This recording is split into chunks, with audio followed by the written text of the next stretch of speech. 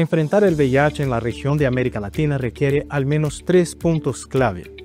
Una estrategia integral centrada en las personas que sea capaz de responder al VIH en su dinámica multidimensional. Acciones innovadoras hacia la sostenibilidad y la inclusión de las poblaciones más vulnerables. Y un fuerte compromiso colectivo que se transforme en acciones concretas para el bienestar de las personas y del cumplimiento de las metas globales hacia el 2030, en especial la meta de poner fin al SIDA como un problema de salud pública. La construcción de una nueva estrategia mundial para el VIH en 2025 representa una oportunidad crucial que tenemos que aprovechar para enfrentar los desafíos latentes y consolidar las fortalezas logradas en la región de América Latina. Hola, soy Daniel de Castro y hoy en Diálogos Latinoamericanos VIH 2030 analizaremos el futuro de la prevención, del tratamiento y del acceso a servicios de VIH en América Latina. ¿Cómo podemos reducir drásticamente las nuevas infecciones? ¿Cómo mejorar la accesibilidad a medicamentos? ¿Qué rol crucial tienen las organizaciones lideradas por la comunidad en ese proceso? Te damos la bienvenida a este espacio de diálogo y reflexiones.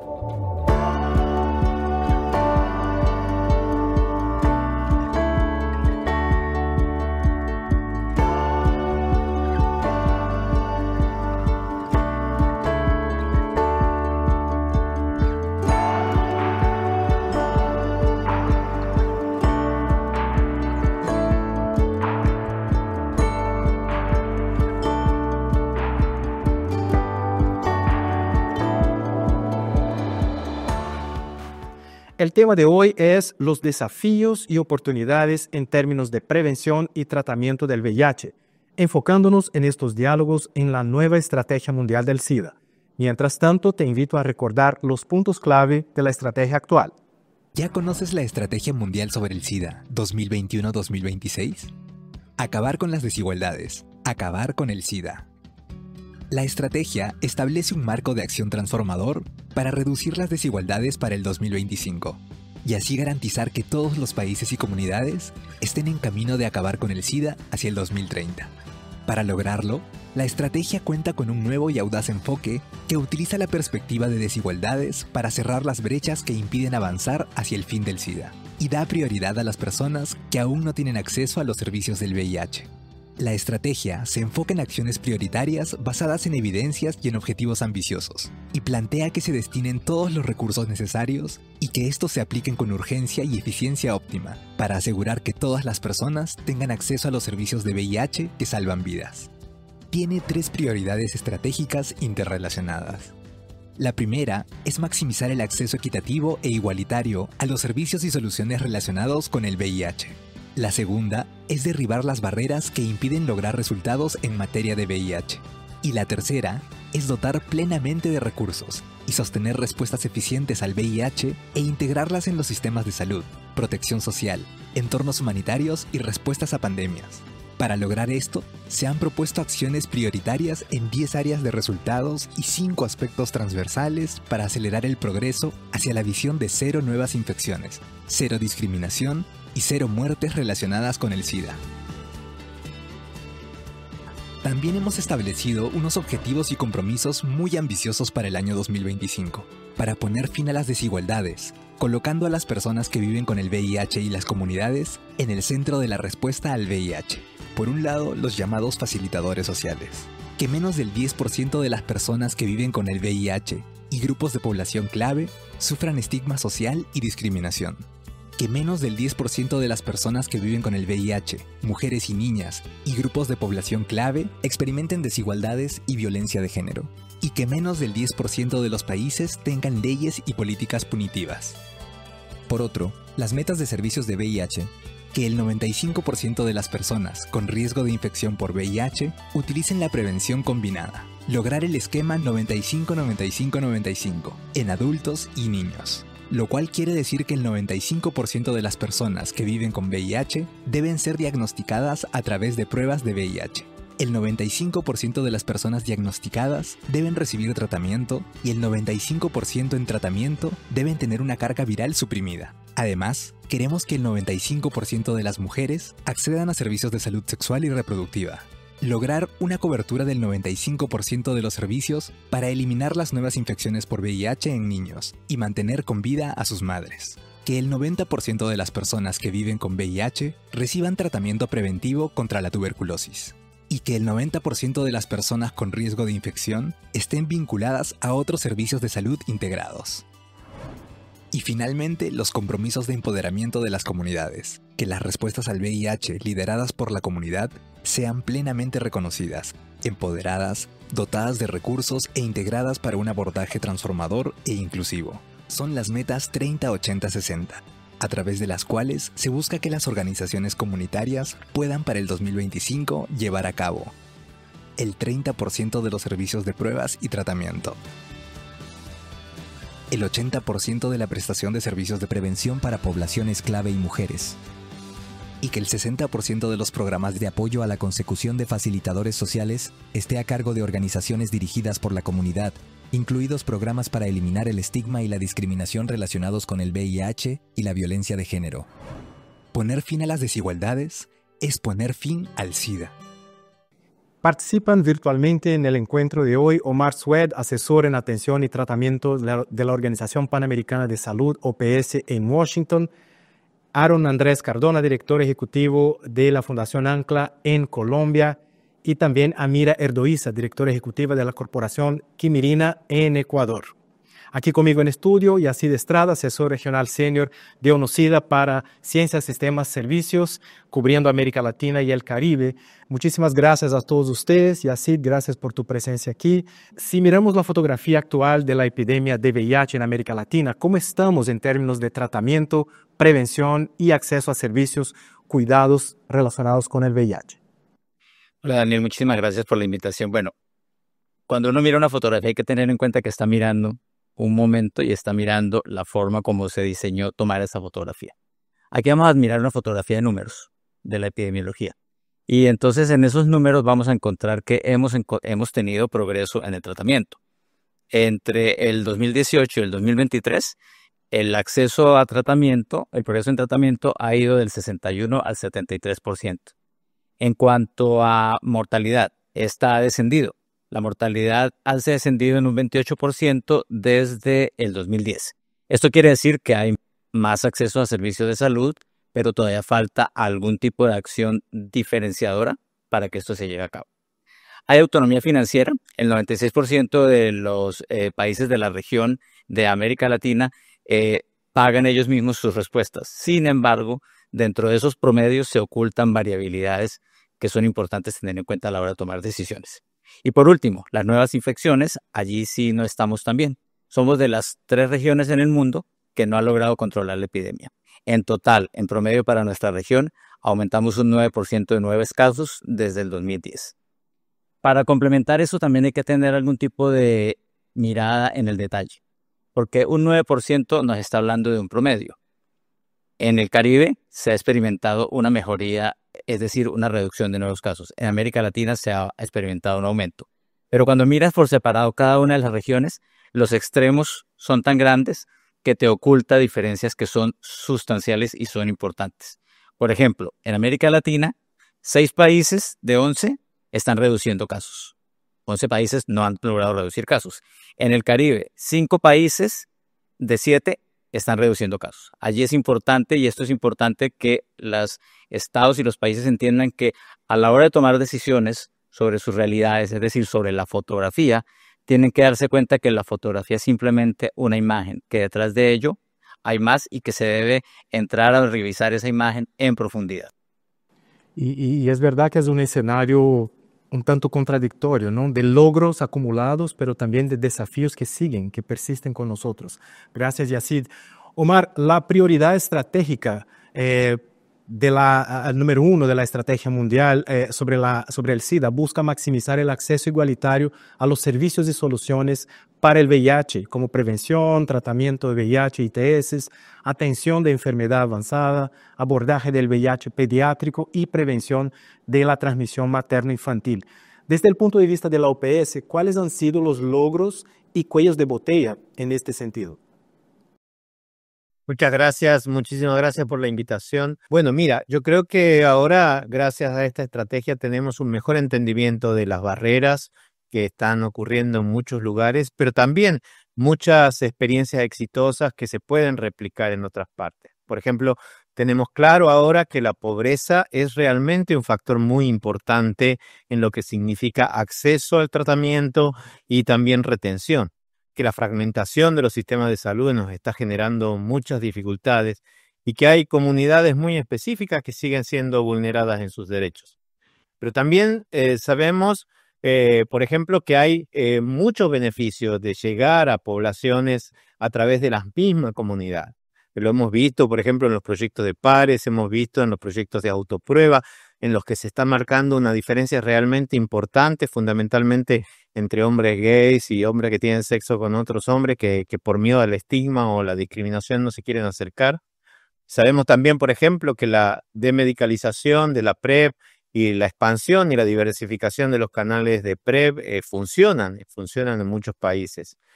Creo que el principal cuello de botella que tenemos en este momento es justamente eliminar las barreras que persisten para que estas experiencias exitosas se puedan replicar al resto de los países y para que podamos tener una respuesta unificada y así realmente empezar a buscar o a ver el descenso tan esperado de los casos en toda la región.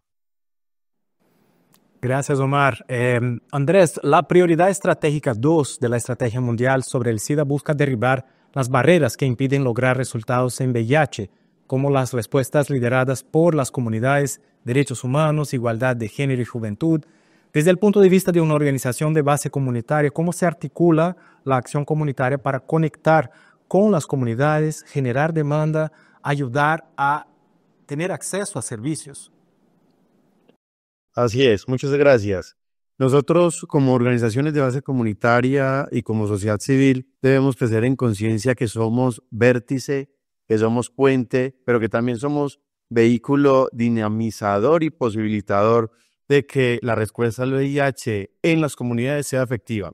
Somos vehículo precisamente porque somos nosotros los que en muchas de las ocasiones, las organizaciones de sociedad civil que llevan la información a las comunidades, esos conceptos básicos en donde la comunidad en general quizás no tiene mayor acceso a la información y a otros servicios de salud desde la institucionalidad. Somos un puente porque somos los que vinculamos la necesidad de las poblaciones en los territorios con las ofertas institucionales de los servicios de salud, pero también de los gobiernos locales y de aquellas instituciones encargadas de llevar el tema de la tamización y el tema del medicamento y el tema del tratamiento a las poblaciones más afectadas. Pero también somos el vértice porque somos nosotros en esa medida, en la mitad, en donde facilitamos muchas veces los procesos de los dos. Las necesidades específicas de la población que está en los territorios, pero también esa información y esa oferta institucional que tienen los gobiernos locales para llevar al trabajo en las comunidades. Y a veces esas dos realidades son distantes entre sí y no se conversan, pero somos la sociedad civil y somos las organizaciones de sociedad civil precisamente que sirven como unión a esas dos realidades. Las realidades poblacionales con las ofertas institucionales de los gobiernos en algún momento se tienen que encontrar, porque precisamente es ahí donde podemos acrecentar o podemos hacer viable el tema de los 395, tema del diagnóstico, el tratamiento y la indetectabilidad. Somos las organizaciones de base comunitaria las que posibilitan también poder hablar de otro 95, que es que podamos asegurar el tema de la calidad de vida. Entonces nosotros con el tema del conocimiento territorial, con el tema de los mapeos, la identificación de actores claves, de organizaciones claves y de actores que efectivamente facilitan los procesos territoriales, se pueden tener y territorializar lo que tenemos en los programas nacionales, internacionales y locales, ponerlos a caminar en el territorio. En Colombia tenemos una idea que se ha hecho muy popular desde la Fundación Ancla y es poner la salud a caminar con tenis por los territorios, que no es otra cosa que estar con las poblaciones. Y ese es nuestro trabajo como organización de sociedad civil y como líderes de la sociedad civil. Gracias, Andrés. Y hemos visto muy claramente esto durante la pandemia COVID-19, ¿no? El poder que tienen las comunidades de alcanzar estas poblaciones que están más marginadas. Amira, ¿cuáles han sido las principales dificultades y obstáculos para integrar de manera sostenible la gestión comunitaria a la arquitectura de la respuesta al VIH, es decir, servicios de salud, protección social y participación? Bueno, buenas tardes y muchas gracias igual por la invitación. Me hago eco de lo que han dicho los colegas previamente. Y bueno, yo les saludo desde el Ecuador. Los principales obstáculos, en la experiencia de Ecuador yo diría que más bien se han ido abriendo caminos a medida que se han ido derrumbando muros. Cuando yo hablo de muros es algunas veces dificultades de poder entender de cualquiera de los sectores, sea el público o el privado, sobre todo cuando estamos hablando de sistemas fragmentados, como planteaba Omar, en donde hay una multiinstitucionalidad hacia la cual hay que dirigirse para poder lograr que se entienda que la respuesta comunitaria, la respuesta basada directamente en las organizaciones sociales, es una gran oportunidad de apoyo. En nuestra experiencia hemos tenido en realidad la oportunidad de trabajar muy cerca del Ministerio de Salud para que podamos establecer un puente, como decía hace un momento justamente el colega que me presidió en la palabra, para lograr que esta relación entre la comunidad, entre el saber, entre la experiencia, entre la necesidad y el sector institucional técnico se encuentren estos saberes. Pero para lograr estos diálogos, como insisto, ha sido necesario romper muros. Muros que podríamos citarlos en 3 ámbitos. El primero, el técnico, el pensar que las comunidades no somos capaces, el pensar que las comunidades no tenemos la suficiente fortaleza o capacidad técnica para llevar adelante estos procesos. El segundo muro, lamentablemente, el estigma y la discriminación, que va disminuyendo, pero que siempre existe. Y el tercer muro siempre ha sido también el de los recursos financieros con los recursos humanos. Entonces, el derribar los muros, en primer lugar, ha sido la respuesta en lograr este encuentro de saberes. El segundo muro, el identificar que el trabajo enfocado en derechos humanos es fundamental. Y el tercero, para poder romper este otro muro, ha sido necesario también fortalecer las capacidades técnicas de los recursos comunitarios, tener promotores pares, desmedicalizar en lo que sea posible la respuesta. Y esto no ha sido simplemente un desafío en el ámbito estatal, como decía, sino muchas veces también en el ámbito de la sociedad civil, donde no todas las organizaciones necesariamente identifican que es necesario un fortalecimiento para dar una capacidad de respuesta efectiva a lo que requiere realmente la epidemia en nuestros países. Muchas gracias, Amira. Y así empezamos hablando de la fotografía actual de nuestra región en términos de prevención, tratamiento y acceso a servicios y cuidados relacionados con el VIH. Y ahora nos toca empezar a mirar hacia el futuro. ¿Qué rol tiene ONUCIDA para impulsar las acciones para que se alcancen las metas previstas para el 2030? Bueno, ONUCIDA y todos los 11 copatrocinadores que hacen parte del programa pues tienen un rol muy importante en convocar las partes de la respuesta para que dialoguen, para que acuerden qué es lo que mejor puede funcionar de acuerdo a las voces que han escuchado de las comunidades, de los servicios de salud, de las posibilidades de financiamiento. ONUCIDA también tiene un rol importante y es movilizar la voluntad política. Nosotros tenemos el rol y tenemos la capacidad y tenemos una voz que es reconocida y que es escuchada y que es confiada. Y eso es importante. Y ese valor y cómo lo amplificamos a el reconocimiento de las organizaciones de base comunitaria, por ejemplo, cómo lo enfocamos a que se reconozcan nuevas formas de trabajar, va a ser importante a la hora de poner a dialogar a los actores que se encargarán de construir la estrategia. También nosotros tenemos el conocimiento del terreno. Nosotros, si bien no ejecutamos acciones directas, sí estamos constantemente al lado de quienes la ejecutan. tenemos evidencia y acopiamos evidencia de las acciones que han funcionado. Tenemos estudios de caso, tenemos información relevante y sobre todo tenemos la obligación, esa sí es nuestra, de convocar a las personas para que esa estrategia reconozca las particularidades del contexto actual, esté centrada en los derechos humanos y responda a las necesidades de todas las personas, sobre todo aquellas las más dejadas atrás. Y qué bueno que nos comparta esto, porque creo que es el momento también de impulsar estas discusiones, ¿no? En todos los niveles, entre gobiernos, entre organismos multilaterales, organizaciones de base comunitaria. Ojalá estas discusiones puedan pasar este año de elaboración de la nueva estrategia. Amira, ¿qué pueden hacer los gobiernos para integrar de manera sostenible la gestión comunitaria a esta arquitectura de la respuesta al SIDA? Bueno, yo creo que los gobiernos tienen un gran reto por delante, pero también tienen muchas capacidades y en nuestra América Latina, que como bien decían hace un momento, hay un compromiso desde el ámbito estatal que en muchos países se exterioriza en una inversión doméstica importante. Es definir que la respuesta comunitaria tiene que estar enmarcada en una política pública que tenga 3 pilares fundamentales. Lógicamente, el primer pilar es un pilar normativo, legal, en donde se pueda llevar adelante estos programas con largo aliento, con políticas públicas que permitan que el VIH no sea ya un problema de salud pública como todos queremos, pero que en muchos de los países a veces ha estado muy enmarcado en la respuesta en relación a proyectos. Entonces, esto de una u otra manera va determinando que no hay una continuidad como la que se requiere para poder dar respuesta a epidemias que en nuestras sociedades, en nuestra región, creo que son alcanzables.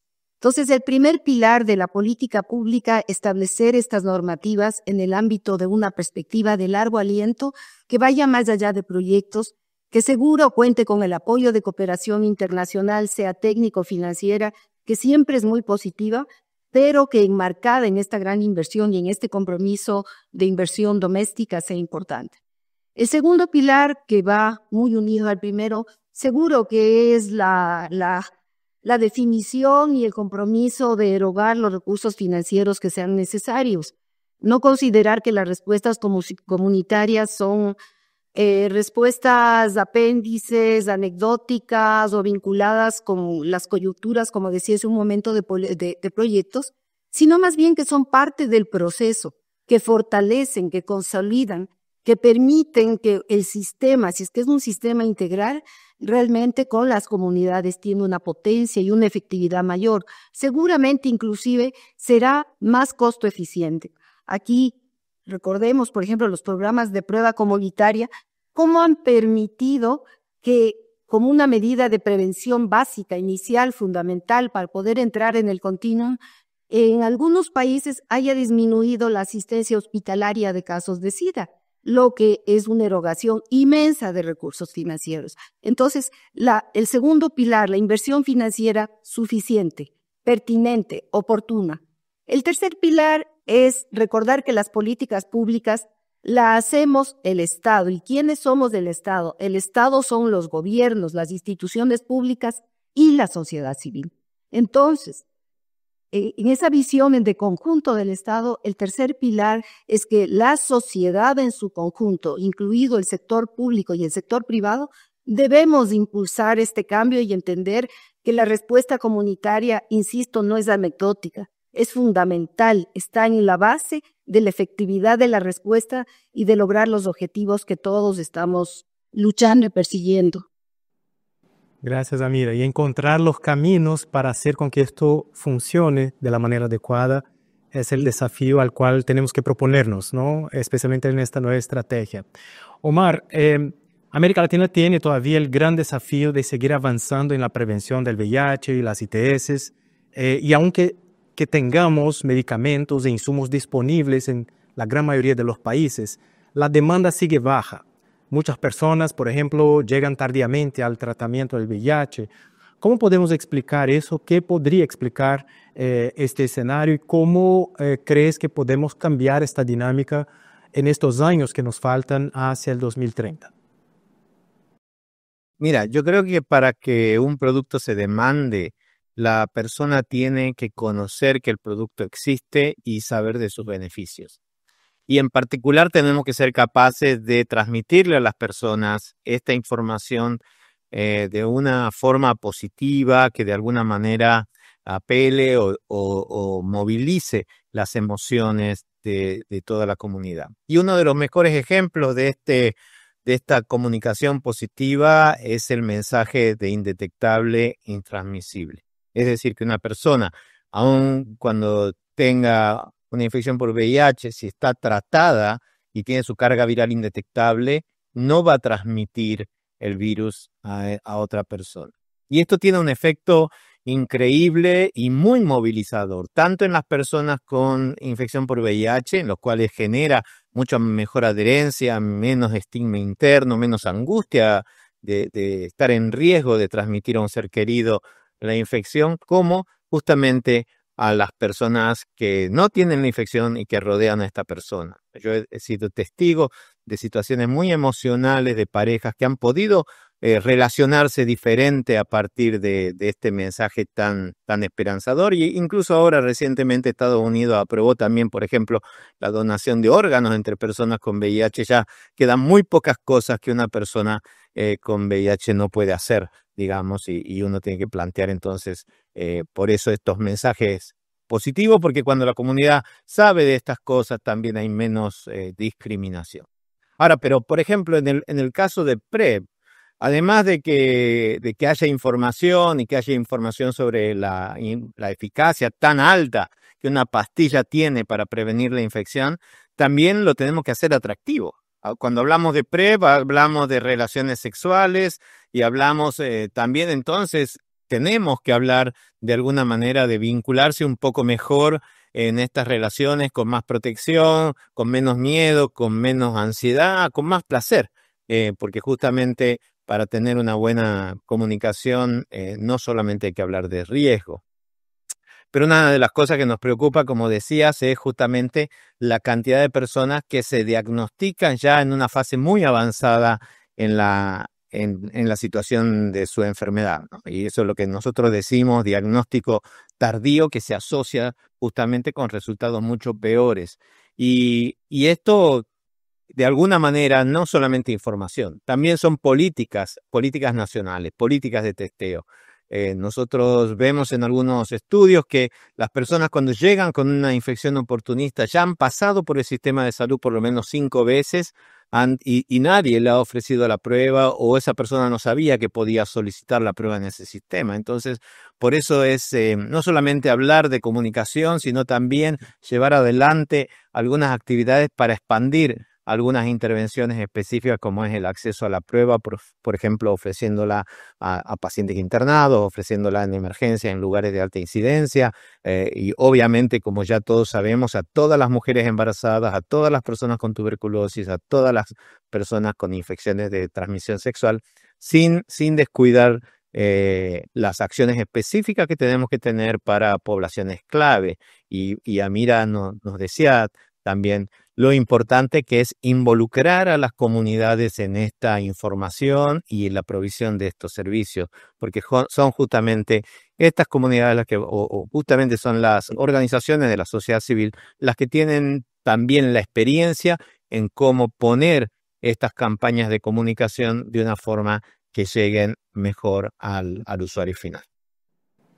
Gracias, Omar. Y la verdad es que tenemos un menú amplio de opciones de información a compartir y este es el gran desafío, ¿no? Para que toda la gente pueda acceder a esta información, a esta educación y luego a estos tratamientos que salvan vidas y a la prevención. Gracias por esta respuesta. Andrés, ¿qué rol puede tener la cooperación internacional y los gobiernos para impulsar la acción comunitaria desde una perspectiva de respuesta comunitaria integral? Es decir, promover conjuntamente la prevención, el tratamiento y acceso a servicios. Sí, estamos hablando desde hace momentos aquí en el panel de discusión el tema de la importancia de las organizaciones de sociedad civil y el trabajo comunitario. A mí me parece y a nosotros nos ha parecido en el conocimiento del trabajo de campo y es que nos falta mayor contratación social.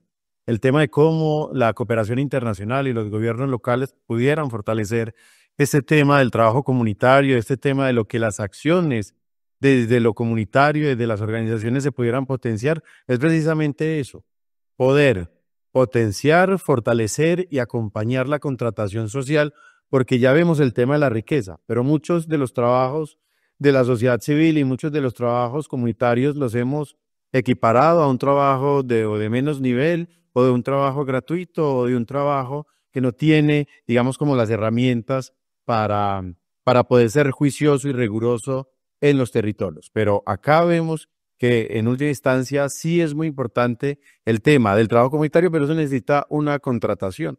Eso necesita una contratación que el recurso de cooperación internacional, y no hablo solamente del recurso presupuestal, sino también el recurso en conocimientos y también el tema del acompañamiento de los gobiernos locales, lo pudieran potenciar muy bien.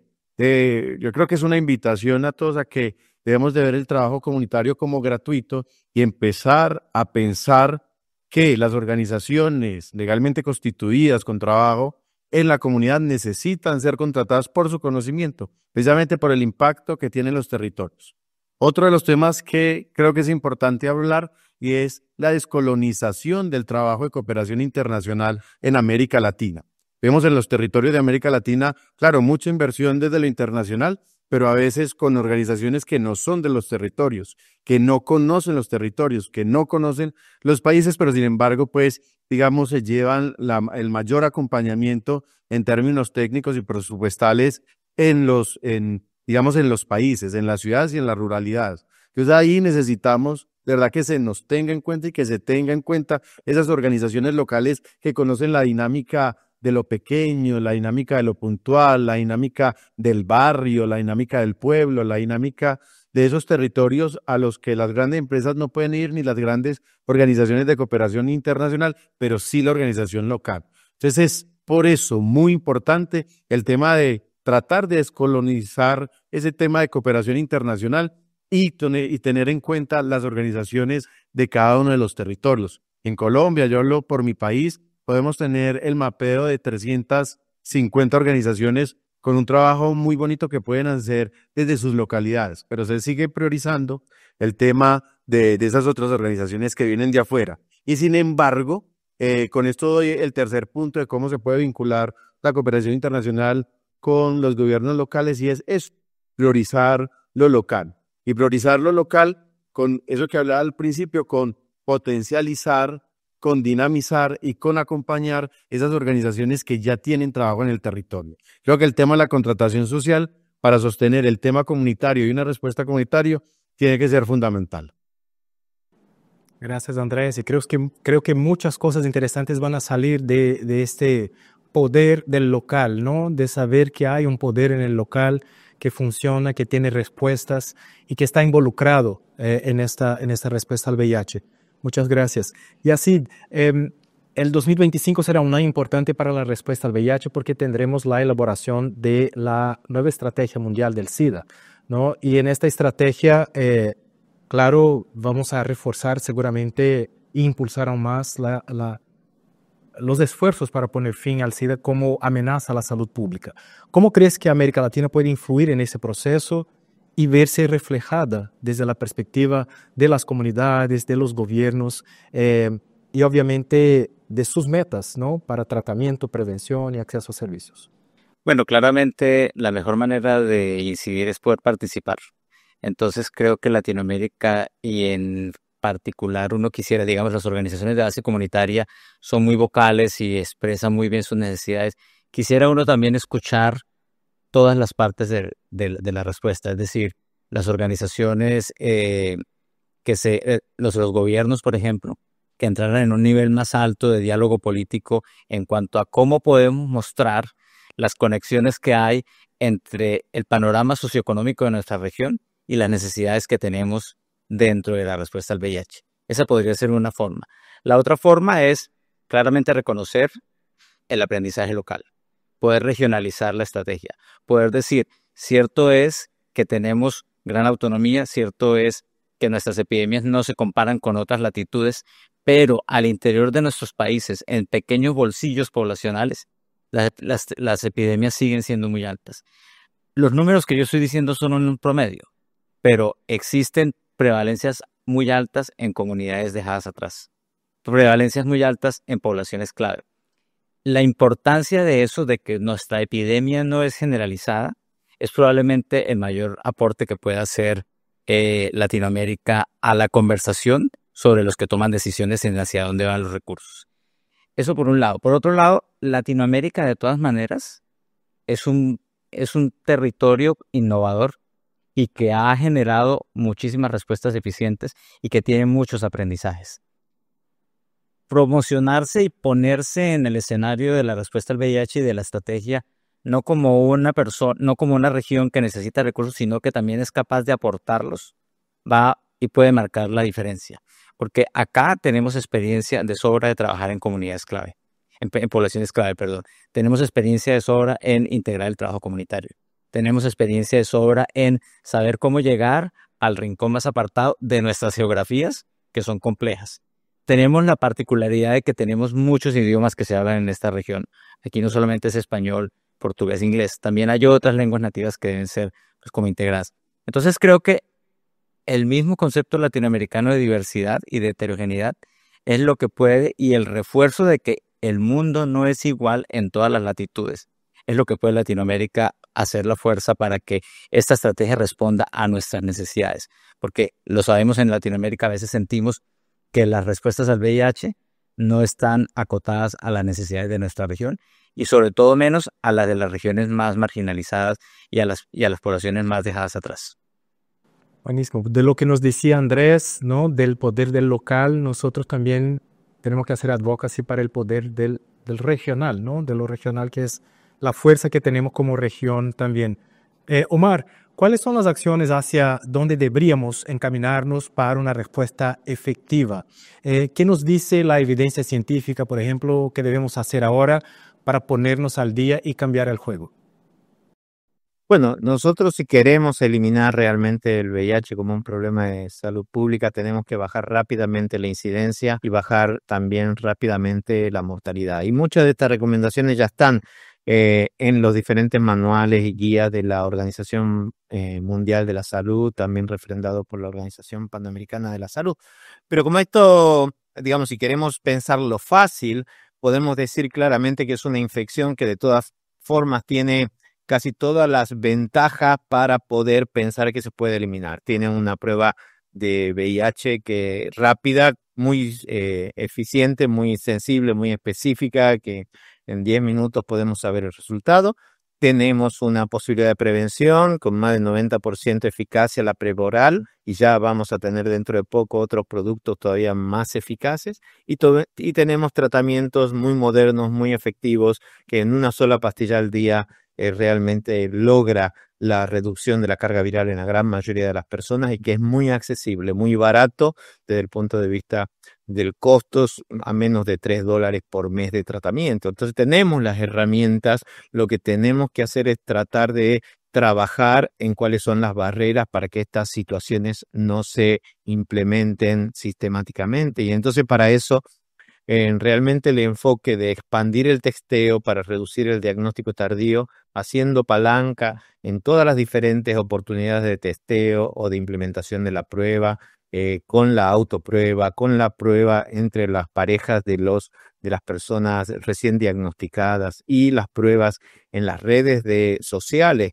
Cuando uno tiene una persona joven con VIH, hacer que esta persona ofrezca a sus amigos la prueba justamente para poder cortar las cadenas de transmisión es un punto clave.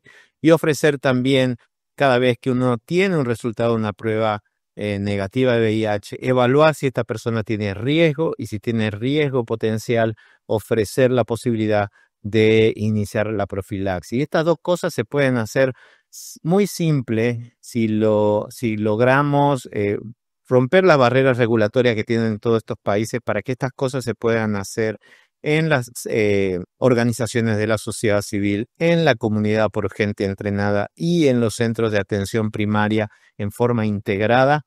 Realmente esto se puede expandir significativamente.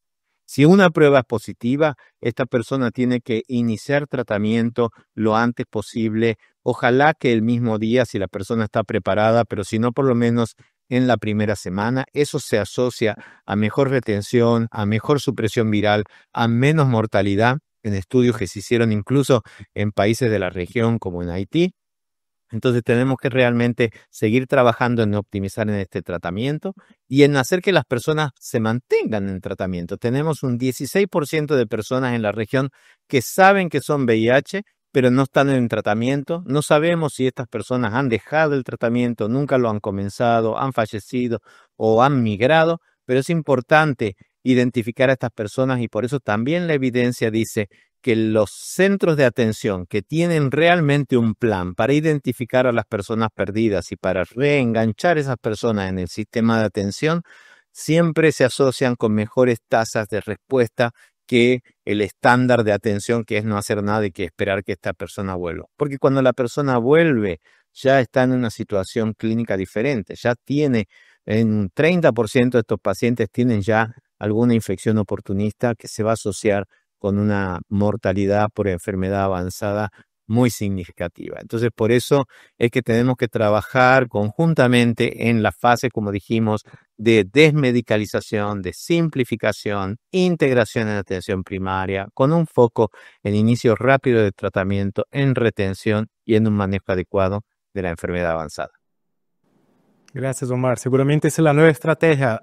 Viene para reforzar este compromiso.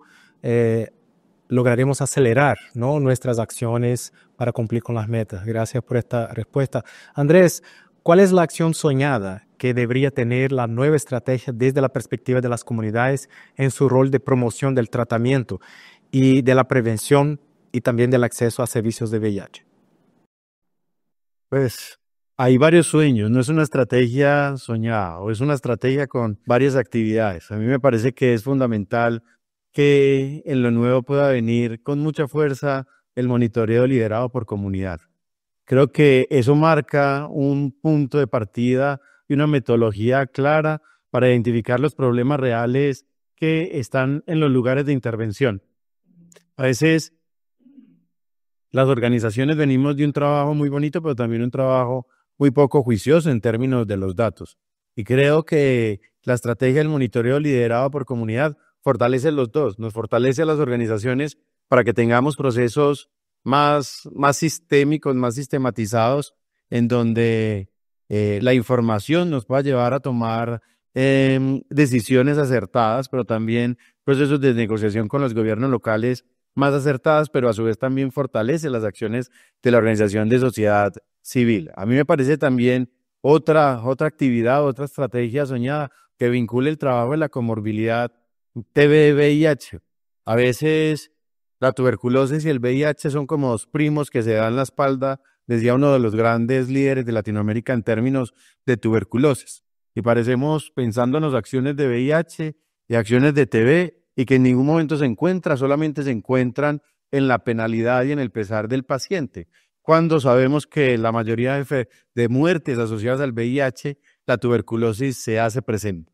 Hoy necesitamos una estrategia que vincule los dos, que vincule tanto actividades de points of care de VIH, pero también points of care con el tema de rayos X, de pruebas moleculares ahí en el territorio, los dos trabajando de la mano. Necesitamos líderes de VIH que sepan de tuberculosis, necesitamos líderes de tuberculosis que sepan de VIH. Entonces esto, como esas cosas soñadas, deberá ser un punto fundamental. Lo otro que nos soñamos muchas de las organizaciones es poder tener una salud que sea móvil y descentralizada.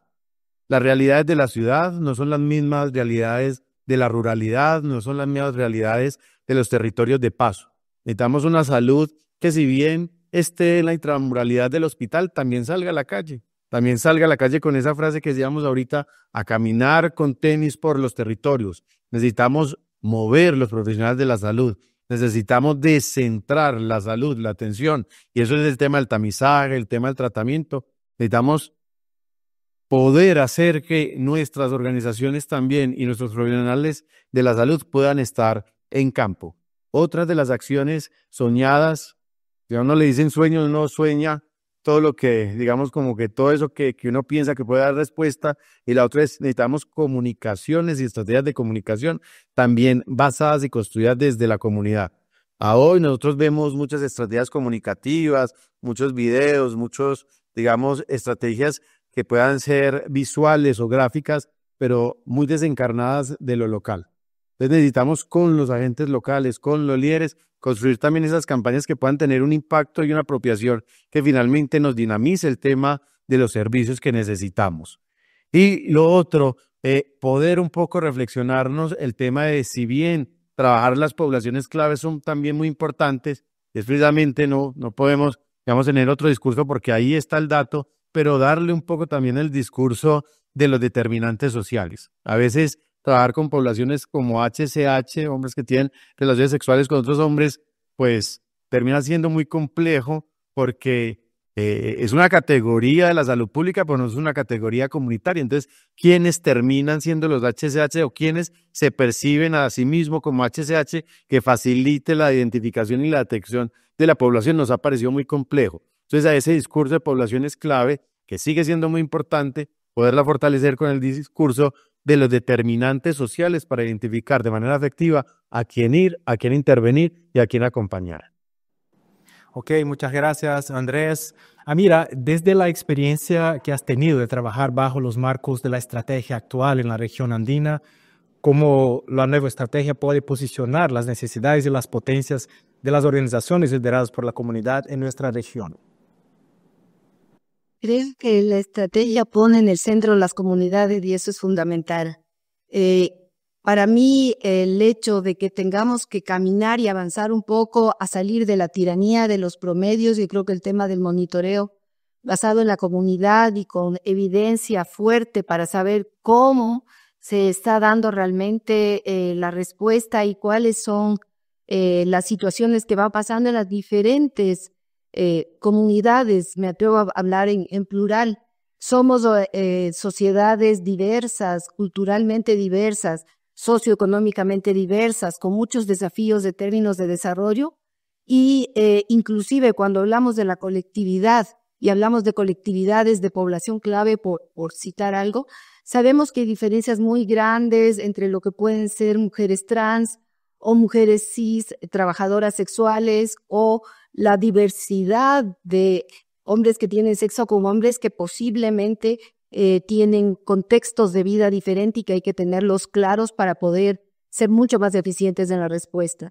Creo igualmente que es necesario que tanto los estados como la cooperación puedan entender esta gran riqueza, como decían ya antes, de la realidad latinoamericana, la gran capacidad de innovación, el hecho de ser una región donde organizaciones nacionales hemos intentado sinergizar esfuerzos de diferentes maneras para dar respuestas que muchas veces pueden o no tener recursos financieros. Desde esa perspectiva, creo que el estar en una respuesta centrada en las personas tiene que ver justamente con eso, que cada vida es valiosa, que cada persona vale y que cada persona puede ser que esté viviendo en situaciones en donde se suman diferentes capas de vulnerabilidades relacionadas directamente con la situación de adquirir o no el virus, vulnerabilidades relacionadas con la situación socioeconómica, realidades locales, regionales o nacionales en el mismo ámbito de cada estado o en la región en general. Y también, ¿por qué no?, vulnerabilidades con situaciones que son absolutamente crecientes en la región y que tienen que ver con la movilidad humana. Dentro de la movilidad humana, por ejemplo, vamos a identificar todas las diferencias que pueden existir justamente a su vez en personas que tienen vulnerabilidades específicas, y perdonen que haga mucho énfasis en esta palabra, no es por redundancia, sino porque es realidad. Si es que es una persona que está sujeta a violencia basada en género, con peligro en su vida, cruzando desde la región andina hacia el norte, hacia Estados Unidos, pasando por situaciones inclusive de mucha dificultad para la supervivencia.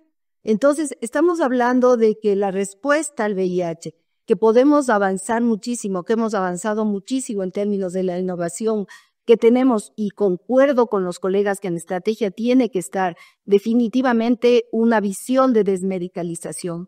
El COVID, la epidemia de COVID ya nos demostró lo posible que es y la efectividad que podemos tener las comunidades para llegar mucho más allá de ser un brazo de apoyo a poder ser inclusive dispensadores y respuesta directa, efectiva en procesos inclusive de tratamiento o de prevención, profilaxis como la PrEP, etcétera.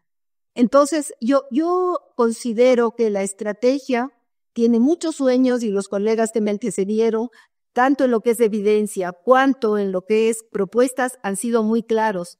Yo lo que creo es que la estrategia tiene que ser audaz y tiene que ver también la coyuntura de la realidad, donde sabemos que hay crisis fuertes que estamos teniendo y que podrían determinar que existe un riesgo de invisibilizar una vez más la situación de las personas, pensadas así como personas valiosas cada una individualmente, pero en el marco también de ser una comunidad.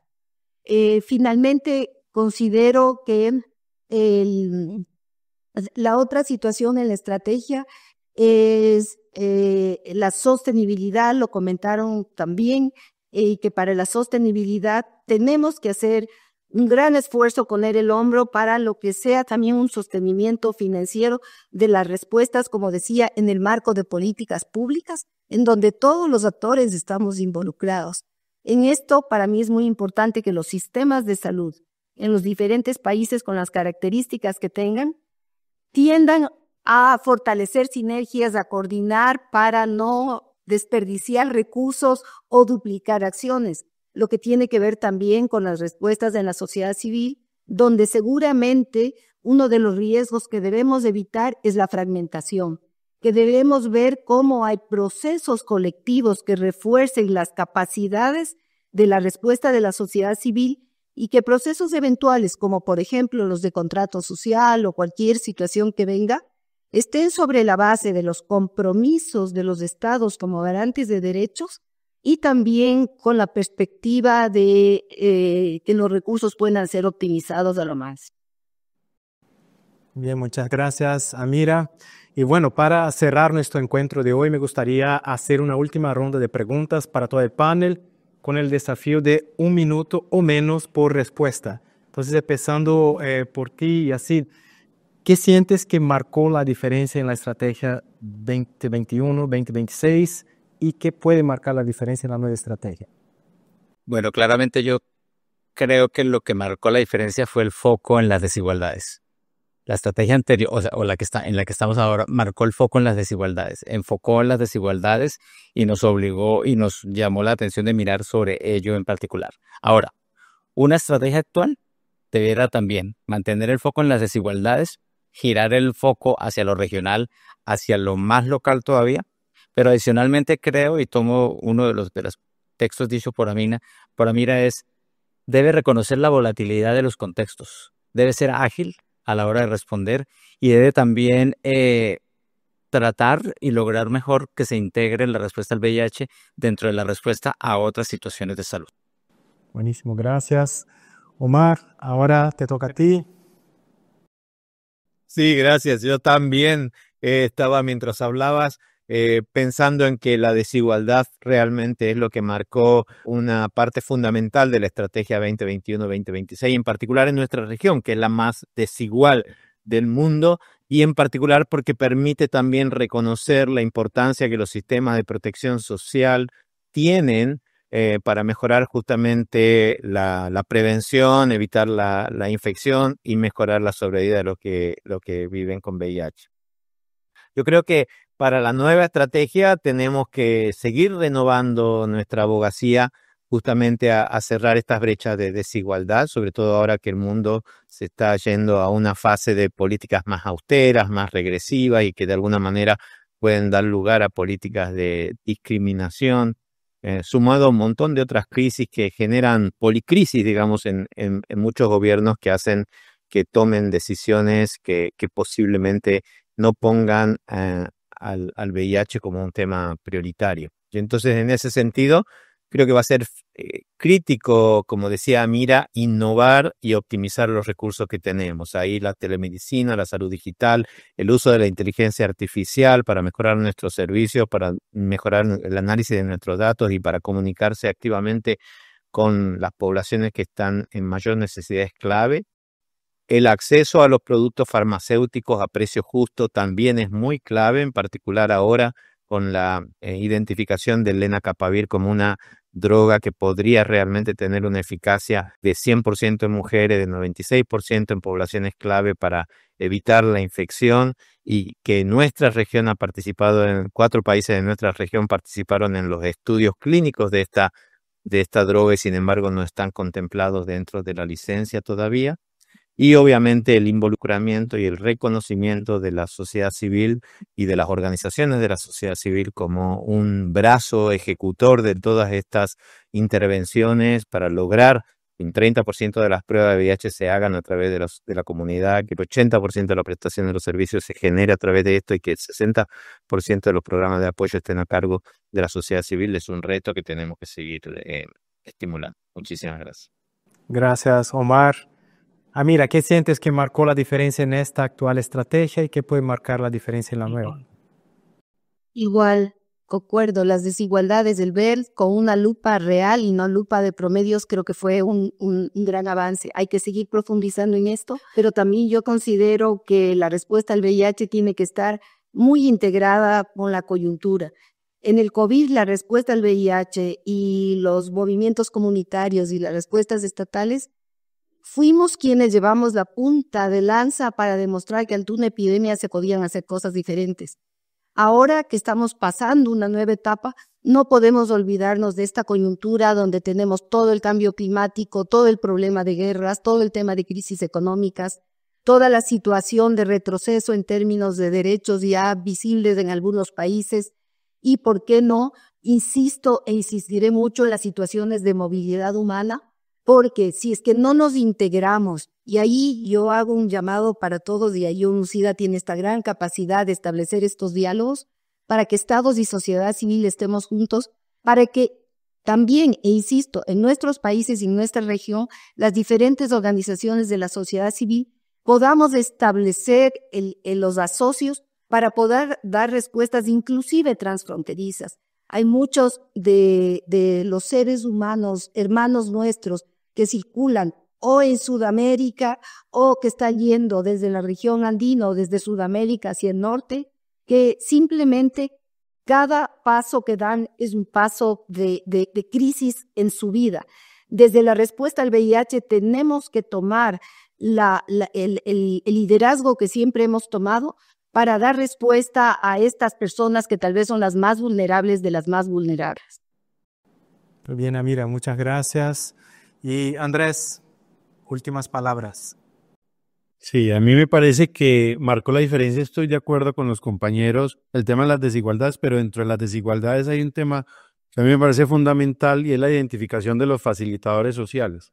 Cuando habla cuando habla este modelo de la importancia de tener menos del 10% de las personas que viven con VIH y de los grupos de población clave que sufren el tema del estigma y la discriminación, tener menos del 10% de las mujeres y las niñas y las personas que viven con VIH y las poblaciones claves que experimentan desigualdad y violencia de género, y menos del 10% de tener políticas en nuestros países que afecten el tema de un trato humanizado para las personas que viven con VIH y que no sea, digamos que no sea discriminatorio. Entonces estos facilitadores sociales, como lo dice, digamos, esta nueva estrategia me parece muy importante porque no solamente la desmedicaliza, sino que humaniza toda la propuesta de atención y toda la propuesta de intervención. Entonces yo me quedo frente a ese tema de la desigualdad con esos facilitadores sociales, porque además es una ruta clara para fortalecer políticas públicas, para fortalecer enfoque,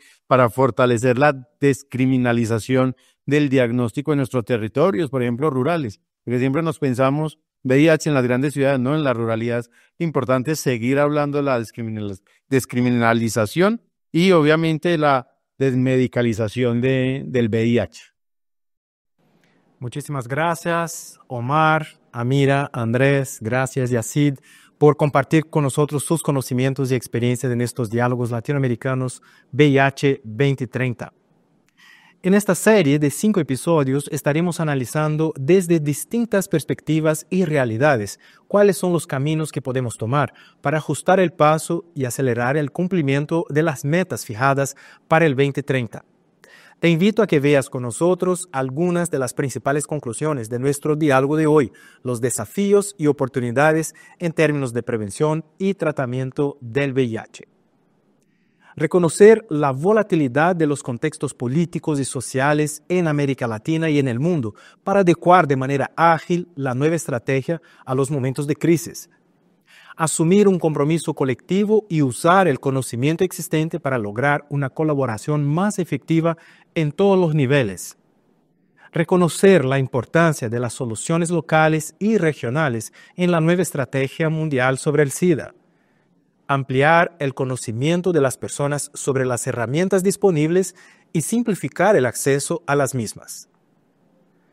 Gracias por acompañarnos en esta edición especial de los UNAIDS LAC Updates, Diálogos Latinoamericanos VIH 2030. Te esperamos aquí muy pronto en nuestro canal de YouTube, UNAIDS LAC TV, y en nuestras redes sociales, UNAIDS LAC. Hasta pronto. Chao.